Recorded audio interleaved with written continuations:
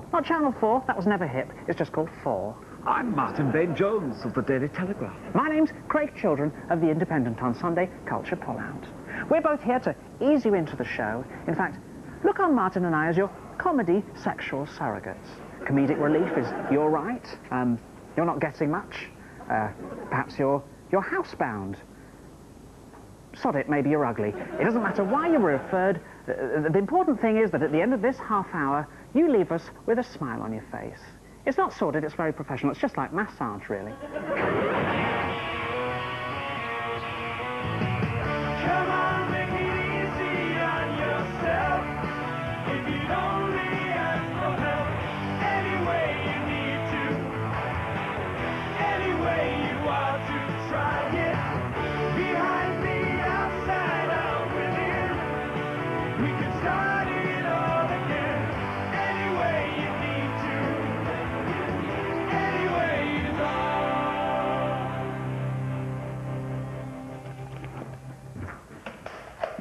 Hiya. 2 first-class stamps, please. 1 for yourself. Thanks very much. Karen, Jerry. Hello, Doctor. Sorry to bother you so soon after your brother's death, Jerry. So I'll get straight to the point. Do you remember in the final stages of Peter's illness, I and other doctors kept slipping you those forms in moments of anxiety? Yes. Your signature on those forms, though, extended to us certain rights of which you may not be aware. What rights? Cutting up rights. Rights to do with removal of organs, sticking them in jars and seeing if they look weird. Oh, God. Yeah, well, some of that, particularly in print. Yeah, so why are you telling us all of this? Because I conducted a series of tests on your brother's heart, as a result of which I can now tell you, with some degree of certainty, we are not alone in this universe. Can you explain that for us? It is clear to me that your brother Peter was not strictly human.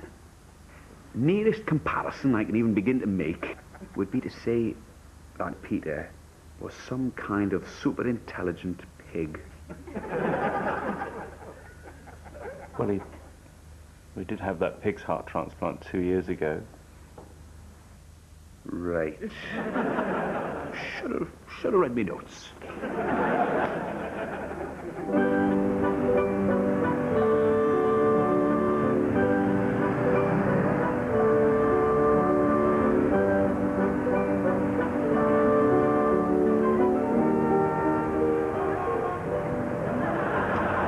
You're not welcome here, Jimmy.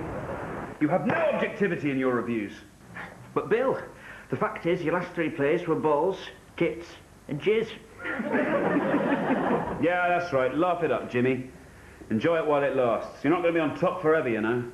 There'll be other critics. In fact, have you seen today's Telegraph? Some young kid's done a very insightful piece on the RSC's summer programme. Oh, slightly immature, but quite incisive. No, one-word reviews is what people want. Sherry, darling. Jimmy? Right? Oh, right, yes. Sorry, yes, thanks very much. You're right, darling. You've been in here for hours. You normally do your reviews so quickly. It's this new David Hare play. Superficially, it seems to be about death, but scratch the surface, it's really about the absence of emotion. So what do you think? Donkey cock? Sounds right to me. Or is it more piss flaps? Oh, I've had enough. Oh, I'm off for a walk. Get out me bloody way, woman! Stop bothering me. Excuse me. Would you sponsor me? Yeah, okay. What's it for? Whatever. Sorry? Move on. Most people have put £5. All right. What's it you're going to be doing? Never mind. What? Just keep going. All right, well, best luck, mate. Great. Thanks very much. Anyway, so I'm rooting around in your late wife's innards. Oh, Audrey. Wasn't that awful? I've been calling her Margaret for weeks. Anyway, I have to tell you, what I found there was quite unusual. In fact, very unusual indeed. What I'm trying to say is it would appear that Margaret was in fact some sort of cyborg. Actually half human, but half robot. Well, She did have those 2 artificial hits. That'll do it. Fanny batter? No, Frank. If you'd only seen it, you'd know it was a bit twatty, but it was also a bit rim cheesy. It's 2 words, Jim. You could hyphenate it. What's happened to you, Jim? Right? You used to be pithy, able to sum up a whole genre in a single profanity, but fanny batter! It's unfocused, it's flabby, it's all over the place. But it was fanny batter, I'm sure of it. Was it, Jim? Was it really? Or was it... No. That's right, Jim. I've hired him. What? Get out of here, Jim. I've hired him. He takes a stance. He's got a point of view. He's got something to say. What do you got, Jim? Get out of here. You're British. You're British. Don't lose it. Have you ever been tied up before? No. Should we try it? I don't know. Go on. It'll be fun. Yeah. You're not scared, are you? No, it's a bit weird. Come on, let's do it. Now, you know I told you I was an actress? Well, I wasn't being completely honest. You see, I'd be more accurately described as a performance artist. Radio, TV, internet, video, books, postman, adverts. I'm giving birth to a computer. And so I said to his agent, that's the fee. And he can offset it against points if he likes, but basically that's it. Take it or leave it. And of course, he took it. Anyway, sorry, I do go on. What do you do? Oh, I'm in leafleting. I deliver leaflets to people's houses. You know, from local shops, restaurants, that sort of thing. You mean your company organises the distribution and printing and so on? No, it's not a company. It's me. I go to local shops, minicab companies, fast food outlets, see if they've got any special offers. And if they've got a leaflet, then I'm the one who puts it through your letterbox. Well, that sounds great. Really great. Yeah, it does, doesn't it? Well, I think you got a lot of guts downsizing like that. What line were you in before? I used to scavenge on a landfill site in Essex. It's amazing what people throw away, actually. Once I found a perfectly serviceable jumper. Interesting. Yeah. It's brilliant, isn't it? Well, honey, you're doing it again. What? You're monopolising. People are interested. I didn't ask first, they started it. You know, the leafleting's going really well. Everyone's really impressed and interested. I can't help it if I've got a very, very interesting job. Sorry, Will. I'm sorry for you two, Liz. But surely you must be old enough to know not to take people at face value. Nobody's interested in your job. It's rubbish. Well, if it's so rubbish, then why is everyone asking me about it? They're being polite. All we all want to know is why a wonderful woman like Liz, who edits one of the country's most influential papers, is married to a worthless, sponging loser like you. We want to know. I see.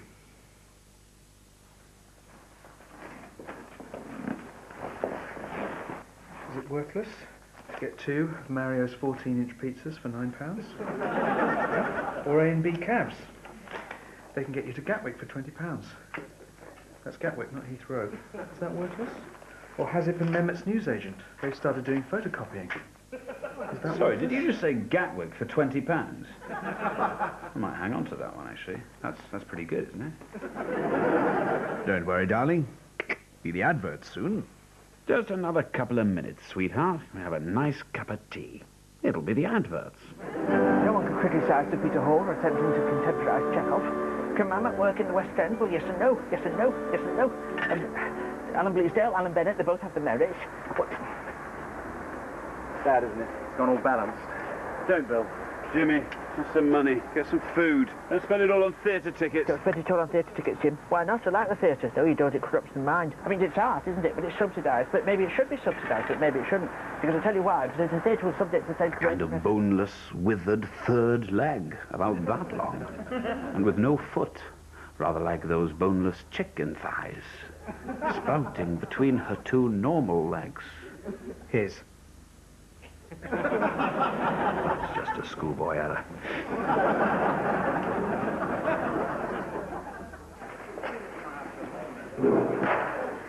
Really concerned about Ryan.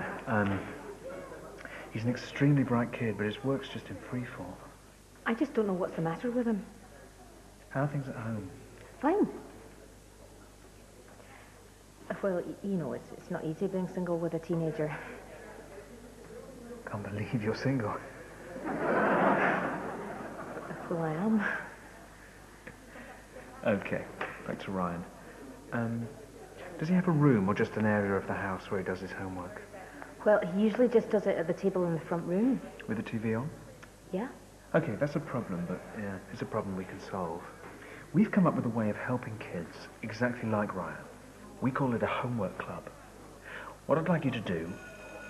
Right, fuck off. Excuse me, but what about the homework club for Ryan? Parents' evening's over, love? Fuck off.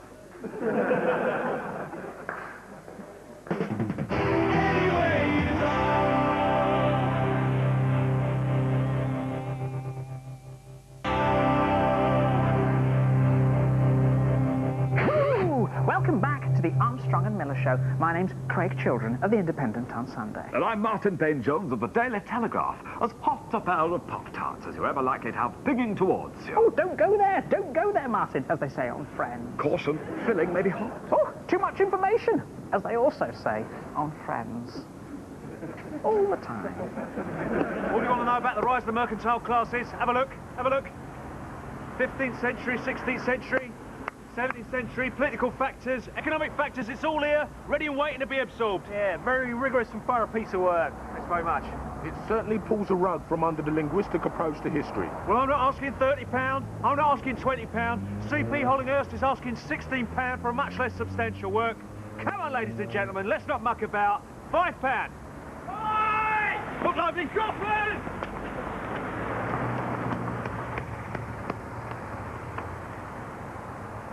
On the face of it, a very solid piece of academia. Look at the bibliography, and it goes up to D. I mean, there's always been a few dodgy academics about, but lately it's just got out of hand. I mean, more higher education, less money around for the students. I mean, they have to go to these scum. Kids see it on the television, the Open University time team, etc., and they think, I'll have some of that. My sister had one of these cockroaches for her tutor. Nice bright girl, good A-levels, ended up with a third. They're vermin. Yeah, all right, Paul. Don't let it get personal. You're watching Channel 4. This is a television.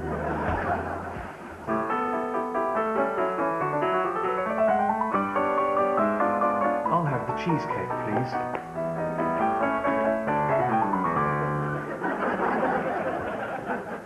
But it wasn't always like this.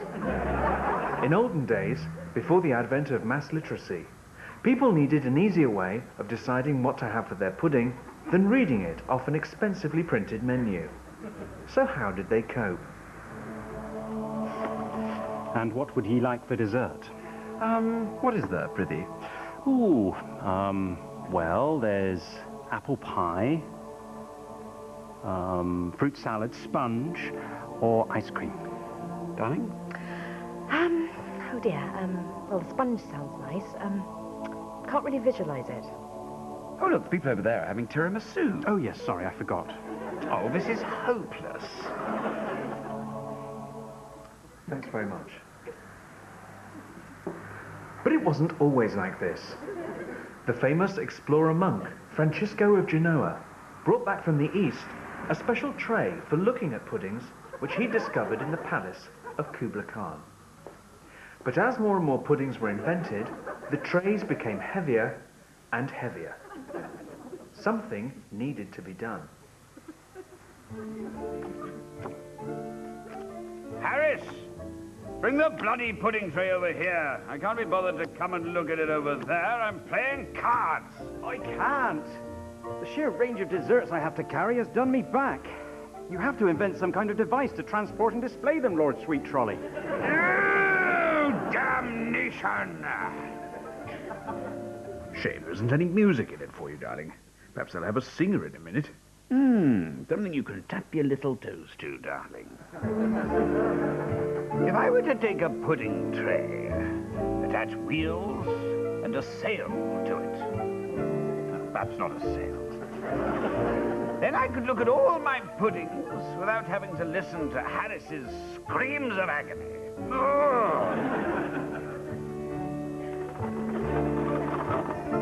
Lord Sweet Trolley, I'm using your new invention.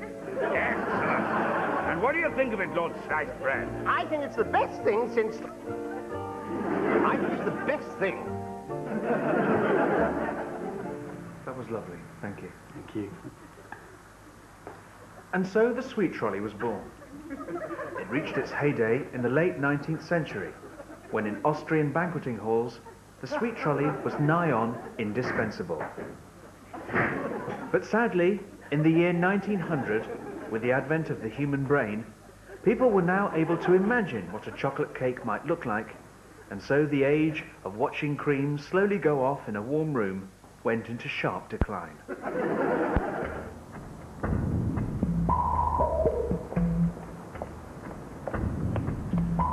What's going on? Everyone's rat-assed.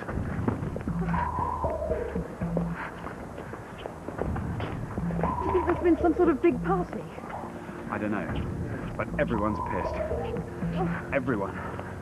What's going on? Why is everyone off their tits? Don't ask me, Matt. I'm bollocks. Excuse me. What's happening? I've just been really sick. Look, we need help. I'll go to the corner shop. The bloke in there's a Hindi. I'm pretty certain they don't drink. You stay here. And whatever you do, for God's sake, don't drink anything. Okay, Jeff. Bye.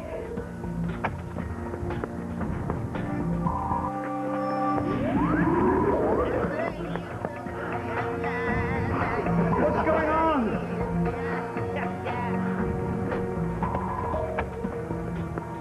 They got Mr. Shah as well. Sorry, Jeff. I'm completely twatted. Why don't you get completely twatted, too? Debbie, you're shit-faced.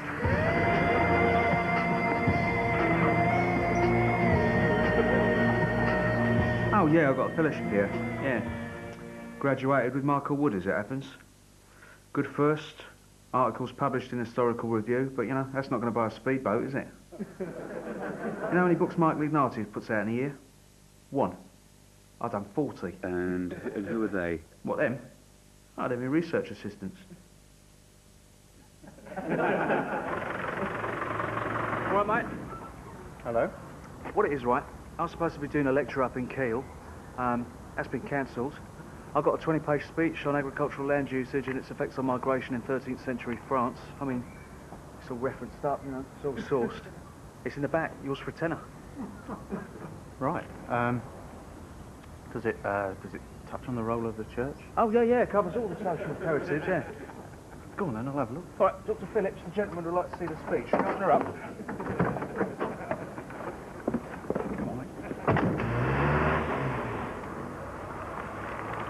This is all over the place. Most of it's about Germany. What a wanker!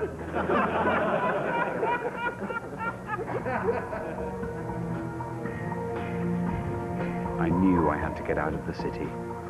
Find someone, somewhere, who wasn't absolutely mullered.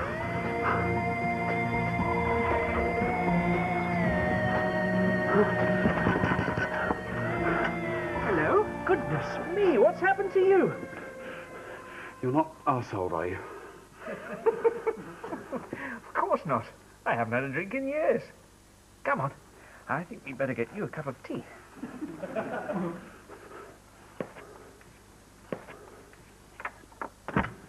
I'll put the kettle on, and then you can tell me all about what's been going on. Thanks.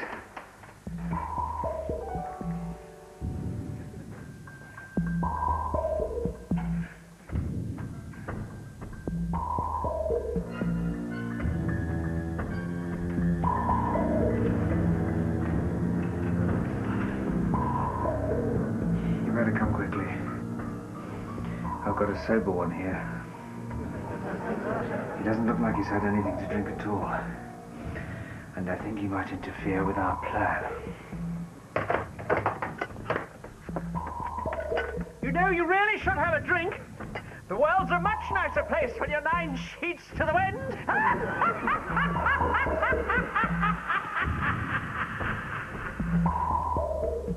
No, darling. We usually do it like this. I think you'll enjoy it better this way, darling. Darling? Yeah, very successful. Very pleased. Yeah, we got there just in time, and they were about to put that onto the net. Who knows what kind of damage that could have done to a young, eager mind. We're dealing with, we got friends, you know. We know people. I'll be back at Magdalen College, Cambridge in time for our table. You've never been on Magdalen, you don't even know how to spell it. Oh, no. Go on then. Do you want a seminar? Just the two of us, yeah? One-on-one.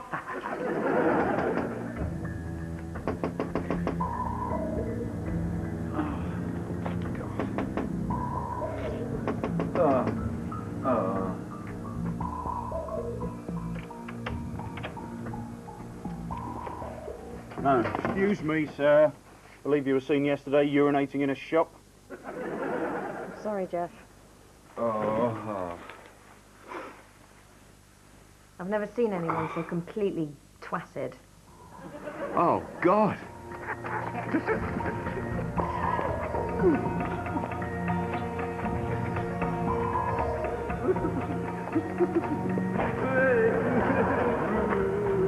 I'm sobering up now, Jeff. I really think you should too. Go on, old man. Have a drink. Get out of here. You got what you wanted. You're completely sozzled. So it was me. I was the one who was off my tits. Come on, sir. I think you better come with us. Okay. Come on now. Yeah, all right.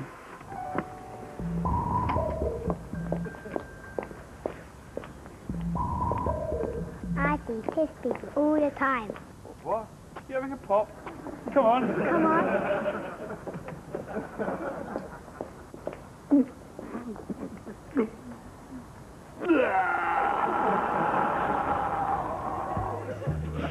God, you're watching, what are you watching?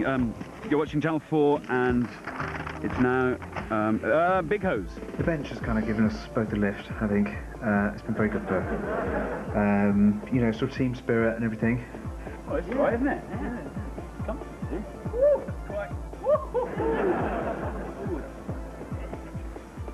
Also, these arrived,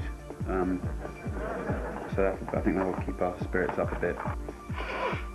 You know, I'm quite looking forward to getting back out there, getting under the hose. I might keep these from Ben, because I think at the moment he's happy enough about the bench, so once that sort of, when he's got used to that, I can then show him these and sort of cheer him up.